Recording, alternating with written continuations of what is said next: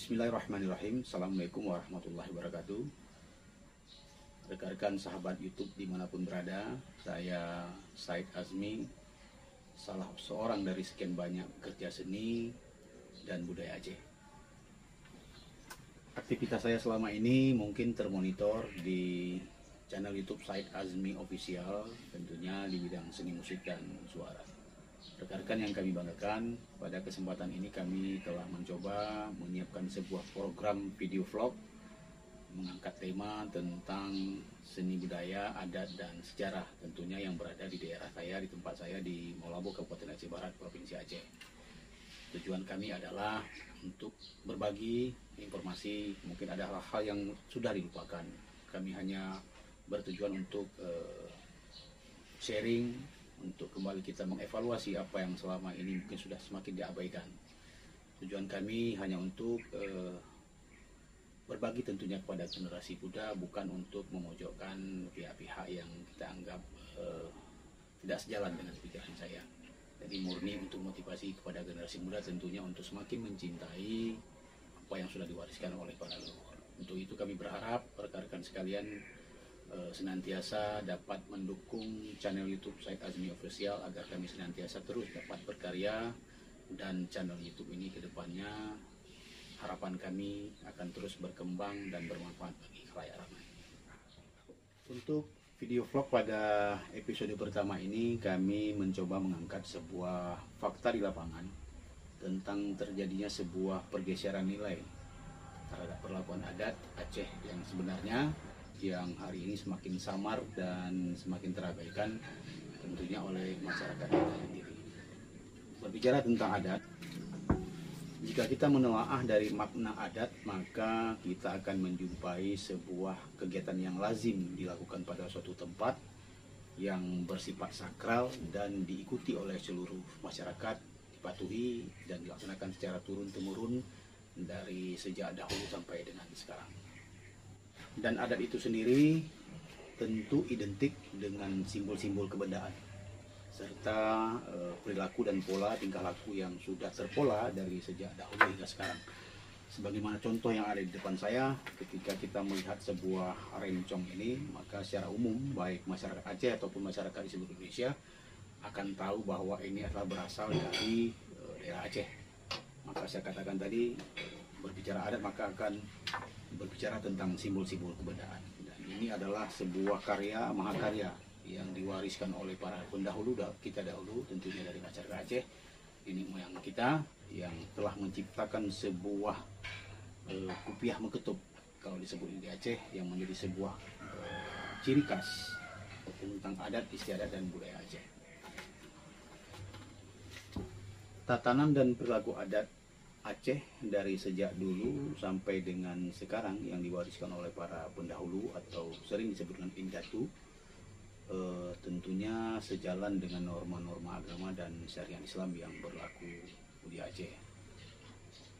Maka selain suku Aceh yang menjadi mayoritas, ada banyak suku lain yang bersama-sama mendiami Provinsi Aceh, diantaranya adalah suku Gayo, suku Alas, Anek Jame, suku Klut, suku Tamiang, suku Sigulai, Devayan, Haloban, itu dari kawasan Pulau Senelu, dan beberapa suku lain yang hidup tentram berdampingan menjadi mayoritas penduduk yang berada di Provinsi Aceh.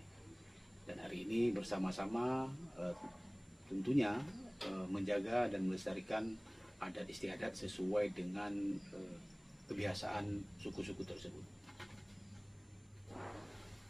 Seiring dengan perkembangan teknologi dan perkembangan zaman, tentunya membawa dampak tersendiri bagi perjalanan adat istiadat itu sendiri. Dengan bermunculan inovasi dan kreasi baru dari individu ataupun sekelompok orang-orang yang menciptakan perangkat adat baru, tentunya membawa pengaruh terhadap jati diri dan identitas adat-adat lama yang semakin hari semakin terabaikan, dan tentu akan berdampak bagi generasi muda ke depannya yang akan merasa asing berada di daerahnya sendiri, di lingkungan masyarakat yang perangkat adatnya tidak lagi mencerminkan keacehan, namun sudah muncul dengan simbol-simbol baru yang tidak jelas asal-usulnya. Ada sebuah cerita menarik ketika saya bersilaturahmi ke rumah salah seorang petua adat ketika itu, sudah lama sekali, dan hari ini pun beliau sudah lama almarhum. Cerita menarik yang saya sebutkan tersebut adalah menceritakan tentang bagaimana dahulu kala para pihak kerajaan Aceh pernah membuat sebuah isyarat tentang penggunaan kopiah muketub ini.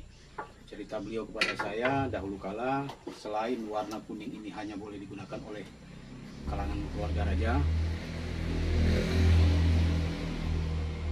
ada isyarat yang menunjukkan atau memudahkan kalangan raja untuk melihat para panglima ulai balang yang datang ataupun berkunjung ke istana. Yang pertama sekali, ketika kopiah muketub ini tangkuluknya berada persis di sebelah kanan, maka itu menandakan adalah ulai balang ataupun para pembesar ataupun para sago yang datang dari wilayah selatan. Dan ketika masyarakat melakukan hajatan perkawinan atau apa saja yang menggunakan perangkat adat, maka yang sebelah kanan itu lazim digunakan oleh masyarakat yang berada di wilayah selatan Aceh.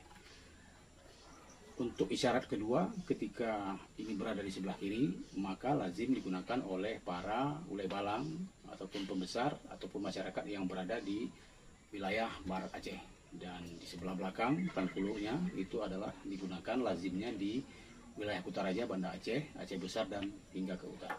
Ini sebuah hal baru yang menjadi sebuah pengetahuan yang luar biasa menurut saya dan perlu dikaji dan diseminarkan kembali tentang kebenaran tersebut. Rekan-rekan sahabat YouTube dimanapun berada, faktor penyebab mengapa hari ini terjadinya sebuah pergeseran nilai terhadap perlakuan tatanan adat yang ada di Aceh, yaitu bisa disebabkan oleh salah satunya adalah kemajuan zaman dan teknologi mengakibatkan pola hidup manusia hari ini, masyarakat Aceh berubah secara dinamis sesuai dengan perkembangan zaman. Namun hal itu juga sebenarnya tidak menjadikan sebuah alasan ketika pola adat itu dapat berubah secara instan dengan masuknya berbagai macam kreasi baru dan inovasi baru tanpa ada penolakan dan diterima secara mentah tanpa ada sanksi adat dari petua-petua adat yang ada di daerah Aceh. Jadi salah satu penyebab kedua adalah rendahnya kepedulian masyarakat ketika melakukan hajatan, dengan mudahnya menerima apa saja yang menjadi tren hari ini, apalagi ketika perhelatan hajatan di sebuah rumah, katakanlah tentang perkawinan, yang memilih kebutuhan adat itu justru diserahkan kepada anaknya. Jadi ini salah satu hal yang semakin menyamarkan, semakin membuat perangkat adat asli itu semakin terpinggirkan oleh kondisi kekinian yang menghadirkan kreasi baru dan inovasi baru yang diciptakan oleh para individu ataupun kelompok yang saya sebutkan tadi. Faktor yang selanjutnya adalah rendahnya pendampingan, rendahnya pengawasan dari pihak lembaga adat terhadap kegiatan hajatan ataupun apapun yang berhubungan dengan menggunakan perangkat adat yang dilakukan di setiap daerah dalam Provinsi Aceh, terutama di tempat saya di Aceh Barat. Mungkin ini perlu dilakukan semacam evaluasi agar generasi muda kita tidak kehilangan jati diri dan identitas daerahnya dan merasa asing di daerahnya sendiri ketika perangkat adat Aceh asli ini akan semakin lama semakin hilang tanpa ada yang memberikan sebuah teguran ataupun yang memberikan batasan-batasan sejauh mana masyarakat bisa menggunakan perangkat-perangkat yang baru. Dan ini perlu kerjasama kita semua tentunya agar senantiasa kelestarian adat ini sama-sama kita jaga, kita lestarikan untuk kemaslahatan dan lestarinya adat istiadat Aceh dan budaya Aceh secara maksimal. Kondisi hari ini ketika kita mengamati banyak hal-hal baru yang bermunculan dalam sebuah hajatan perkawinan adat ataupun acara-acara lainnya. Di antaranya sudah ada pemandu acara yang memandu acara dari awal hingga akhir yang disebut dengan MC adat. Saya mengamati rendahnya pengetahuan para rekan-rekan yang menjadi pemandu acara tersebut sehingga banyak hal-hal yang salah sebut dan salah penempatan. Dan ini kita sarankan hal ini positif kita lihat, namun dibekali dengan pengetahuan yang harusnya memaksimalkan apa yang ingin ucapkan, sehingga tidak menjadi tanda tanya oleh khalayak yang menghadiri acara tersebut. Yang kedua, ada satu hal yang juga kami melihat, adanya foto booth yang dipasang ataupun adanya foto-foto yang dipajang, yaitu foto yang seharusnya tidak lazim, karena foto-foto pranikah, nikahnya belum, tetapi sudah ada foto yang seperti sepasang suami istri yang sudah ijab kabul. Jadi ini juga menjadi sebuah hal yang tabu di Aceh. Yang kedua, masjid juga menjadi sebuah tempat yang hari ini juga digunakan menjadi tempat para pasangan untuk melakukan sebuah akad nikah, tapi justru melakukan pengambilan foto, sesi foto itu di rumah-rumah ibadah yang seharusnya banyak objek-objek lain yang bisa digunakan untuk pengambilan foto-foto pranikah itu. Jadi ini menjadi perhatian kita bersama agar kesucian rumah ibadah juga tidak kita salah gunakan untuk mengambil. Ini bukan koreksi dan bukan semacam protes, tapi adalah menjadi bahan evaluasi kita bersama untuk senantiasa semakin arif dalam melihat kondisi ini. Jadi ada tempat-tempat yang boleh dan ada tempat-tempat yang sakral yang tidak boleh kita gunakan ketika melakukan sebuah hajatan. Jadi tidak memisahkan semua tempat untuk keinginan yang pribadi, sehingga ada hal-hal yang tabu yang terlanjur kita lakukan. Jadi ini mohon maaf ketika ini kami sampaikan, tapi ini perlu diperhatikan untuk kemaslahatan rumah ibadah dan hal-hal lain yang kita anggap perlu kita perhatikan. Hemat kami ada beberapa solusi yang mungkin bisa dilakukan. Ini menurut pendapat kami. Yang pertama sekali, peran aktif para perangkat desa. Kalau di Aceh sering disebut perangkat kampung, dalam melahirkan sebuah aturan atau kanun yang sering disebut di Aceh, melahirkan batasan-batasan mana yang bisa dilakukan oleh masyarakat setempat untuk menggunakan perangkat adat yang tidak jelas asal-usulnya. Kenapa ini perlu dilakukan? Supaya semakin lestarinya adat istiadat Aceh itu sendiri. Yang kedua, aturan itu juga mengikat agar masyarakat tidak semena-mena ataupun tetap melakukan sebuah aturan main yang ditetapkan oleh aparatur kampung, sehingga kelangsungan adat Aceh yang telah dipertahankan atau diwariskan oleh para leluhur itu dapat terus dijaga secara bersama.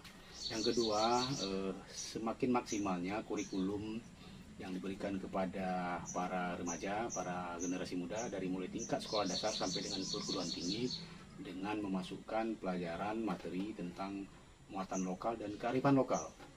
Di samping guru ataupun dosen yang memberikan materi tentang itu, juga melibatkan peran serta para pemandu-pemandu adat yang ada di lembaga Majelis Adat Aceh untuk ikut aktif dalam memberikan materi tersebut, supaya generasi muda ini dari sejak dini mengetahui tentang seluk-beluk dan apa yang berkenaan dengan adat istiadat asli Aceh, dan mereka mengetahui tentang pengetahuan tersebut.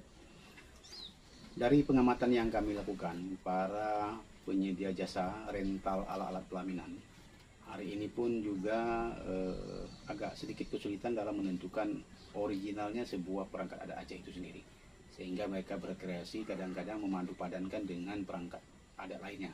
Saya juga mengamati ada perangkat payung-payung seperti adat Jogja ataupun dari daerah lain yang disatukan dengan perangkat adat Aceh. Dan ini juga menjadi sebuah hal secara tidak langsung juga semakin campur aduk dengan budaya-budaya yang lain. Jadi saran kami untuk menyikapi hal ini, marilah kita mencari sebuah referensi, mencari kembali dokumentasi terhadap foto-foto lama dari masa-masa orang tua kita terdahulu, terhadap foto-foto sebuah kegiatan perkawinan ataupun kegiatan lainnya, sehingga kita bisa mengadopsi kembali keaslian dan original sebuah perangkat adat yang ada di masa lalu. Kami lembaga Majelis Adat Aceh, terutama di Aceh Barat, sudah bisa merancang sebuah program kedepannya untuk membuat semacam kontes ataupun festival, mengundang 12 kecamatan yang ada di Aceh Barat tentunya, membuat semacam festival penataan perangkat adat dari masing-masing kecamatan, tentunya menampilkan perangkat adat yang original. Disinilah kita menjadi sebuah barometer, menjadi ukuran bagaimana sebenarnya perangkat adat itu untuk diketahui secara luas oleh generasi muda. Mungkin di akhir video vlog kami yang pertama ini, kami menghimbau kepada seluruh generasi muda untuk senantiasa terus bersama-sama memiliki kontribusi besar untuk terus memperhatikan, sama-sama menjaga kelestarian adat istiadat kita, supaya adik-adik semua para generasi muda kelak ke depan tidak akan merasa asing berada di daerahnya sendiri dengan bermunculan perangkat-perangkat adat baru, kreasi baru yang tidak jelas asal-usulnya. Jadi mohon maaf kami sampaikan bila ada hal-hal yang kurang berkenan. Ini adalah semacam upaya evaluasi untuk kita semua, untuk senantiasa bersama-sama kita menjaga kejayaan, kelestarian, keagungan adat istiadat Aceh yang menjadi jati diri kita, identitas kita Aceh seutuhnya. Mungkin demikian. Assalamualaikum warahmatullahi wabarakatuh.